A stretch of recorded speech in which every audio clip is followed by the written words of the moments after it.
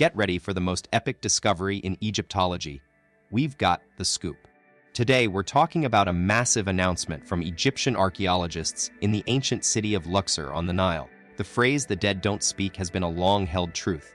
But what if the past is shouting secrets our way? It looks like recent digs in Luxor are proving just that. Buckle up, explorers. Today on CRAZYSTUF, we're diving into the wildest tale from ancient Egypt, the screaming mummies of Luxor. You know Luxor as a hotbed for mind-blowing discoveries, but this one takes the cake. In 1886, renowned Egyptologist Gaston Maspero stumbled upon a mysterious mummy with an expression that'll give you chills.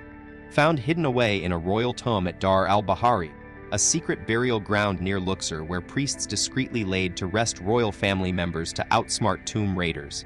This eerie mummy was part of a 50-strong crew of royals, all buried with an astonishing 6,000 artifacts. But here's the kicker: its tomb remained a total mystery, even though it was right in the midst of all that ancient grandeur.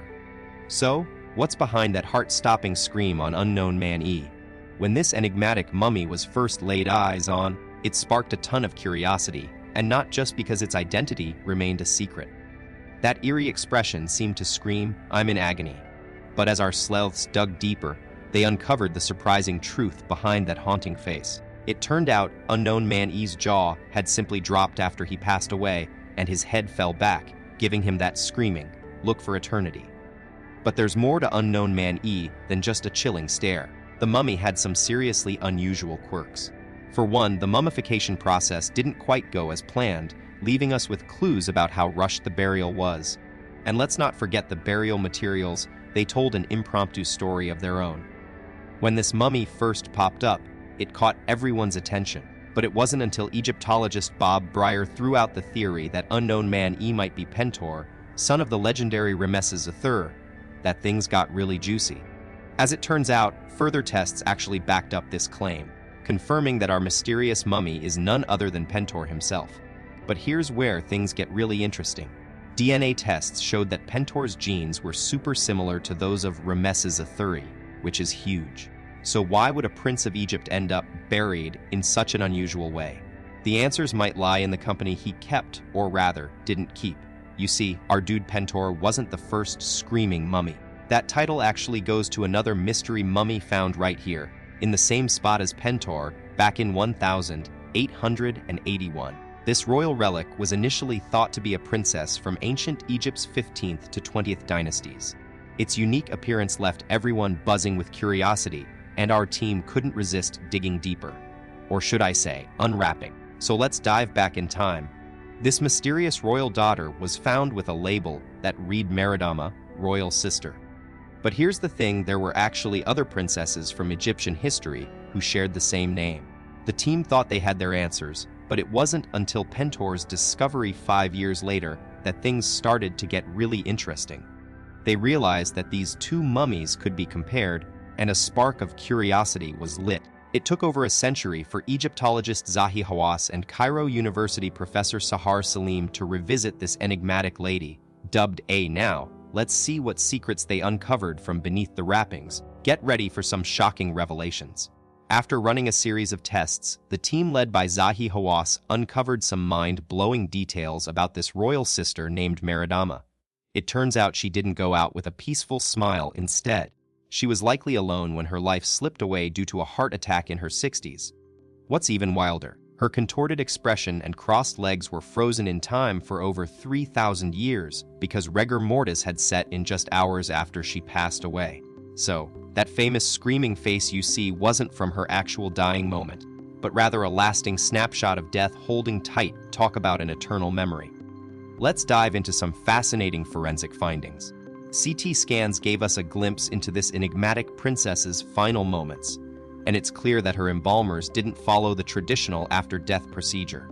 Instead of removing her organs, they left them in place, which is super rare for ancient Egyptian mummification.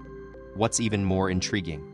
The scan revealed how the woman's brain shrank over time, shifting to one side of her skull due to the way her head was positioned when she died. And it was this unique embalming technique that Dr. Zahi Hawass and Dr. Sahar Salim used as a key clue to identify our mysterious princess. Talk about solving a 3,000-year-old mystery. we've got another puzzle piece in our ancient Egyptian mystery.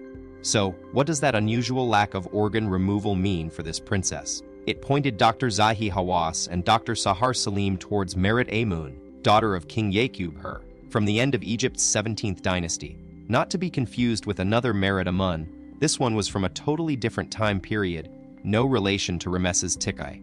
But let's switch gears and talk about Pentor, who was the son of Pharaoh Ramses III and his second wife Tahi. Now, here's where things get juicy. When Ramses III decided to make his firstborn son, Ramses IV, his successor, it didn't sit well with Pentor's mom or many other powerful court members. They were so upset that they even plotted a coup to take down the king and put Pentor on the throne instead. Can you imagine the drama in ancient Egypt? Get ready for a real-life ancient Egyptian whodunit.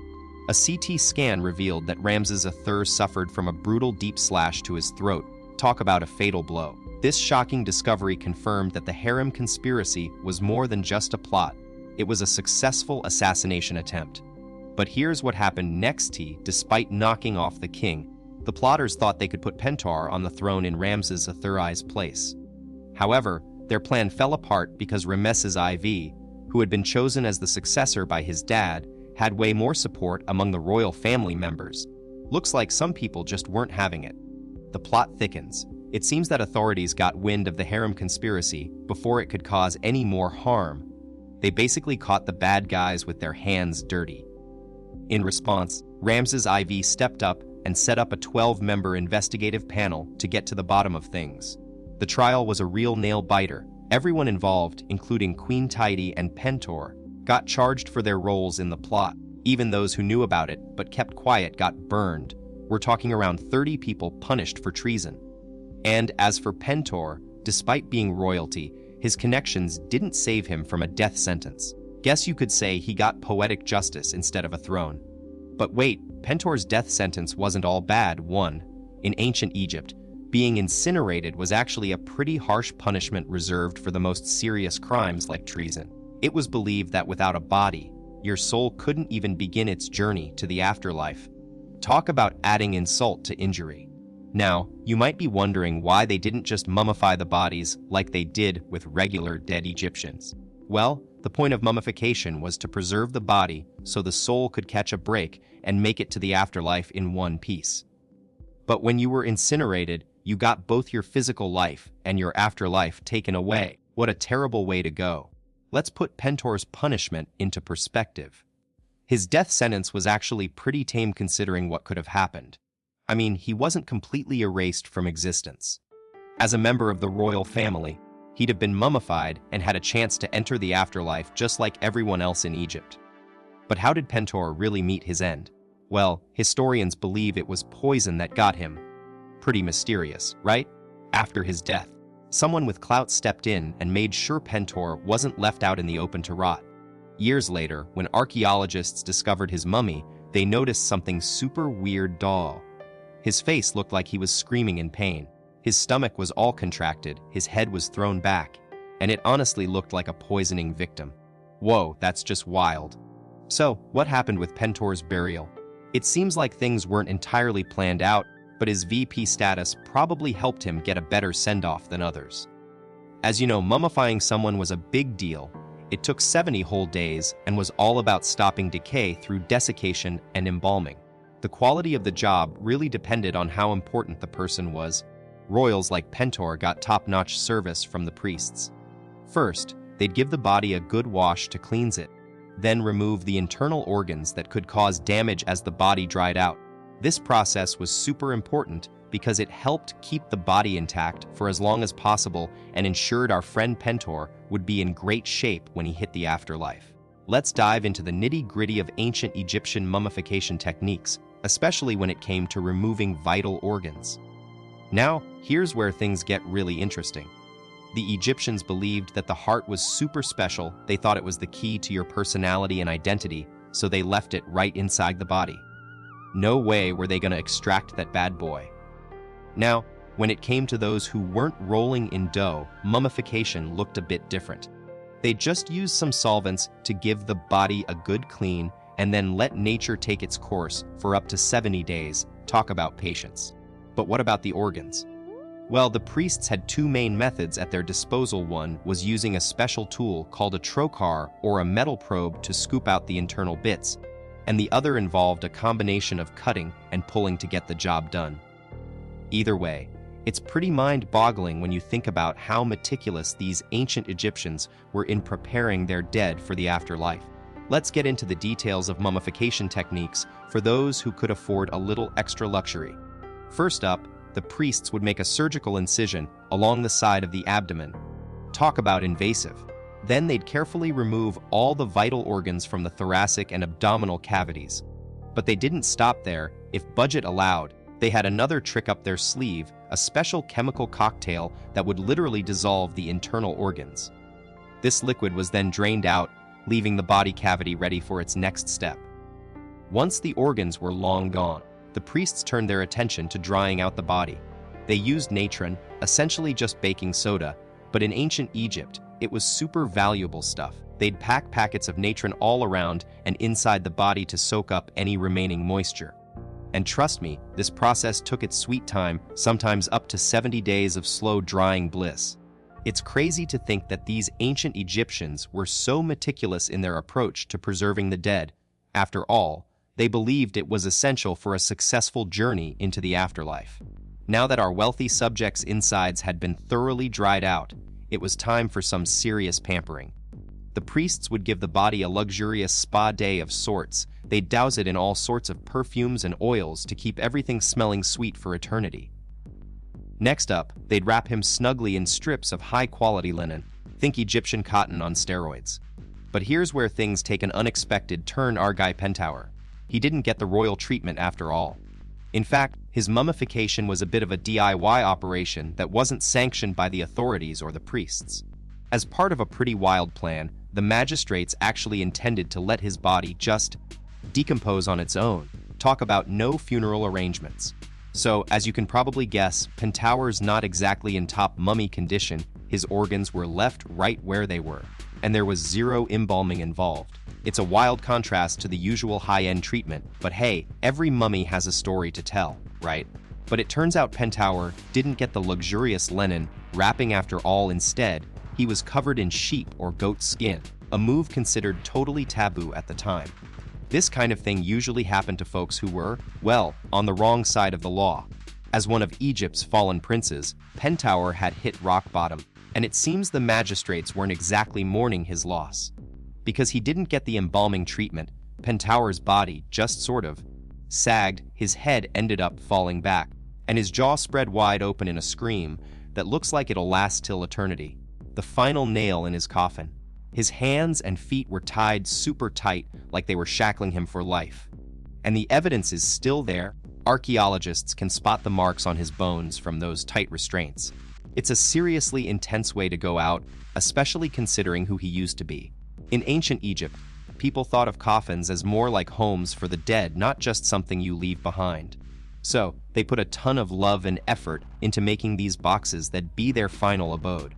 For royalty, we're talking top-of-the-line materials and super fancy designs. Think elaborate carvings and all that jazz. These rectangular boxes had flat lids, which were painted with vibrant colors and inscribed in hieroglyphs. And here's the cool part. They had 4 key features that made sure the deceased was comfy and connected to the world outside. First, there'd be the person's name and titles, just so everyone knew who they were. Next up, a special false door where their soul could pass through and come back in. It was like having a secret entrance. Then, there'd be a list of food offerings, because why not have your favorite snacks on hand when you're chilling in the afterlife? And finally, small openings to let some fresh air and maybe even a glimpse of the outside world into their little coffin home. Now, let's talk about how they got their loved ones all cozy in these coffins. They'd place the embalmed body on its left side inside, and here's why: so that their face would line up perfectly with those cool painted eyes on the coffin's side. It was like making sure they were gazing out at something beautiful. Next up, this fancy coffin would get nested in a sarcophagus that had an adult human shape, complete with facial features to match the person inside.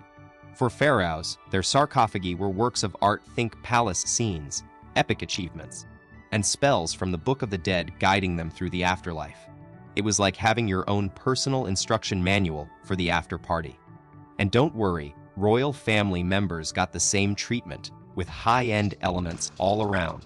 But there's this one exception. Pentor, we're told, got rushed to his final resting place in a coffin that just wasn't made for him. Talk about a DIY burial. Let's take a closer look at how Pentor got laid to rest, or rather, didn't get laid to rest quite right. This guy ended up in a cedar wood coffin that was way too small for him, so they basically hacked it open to make room.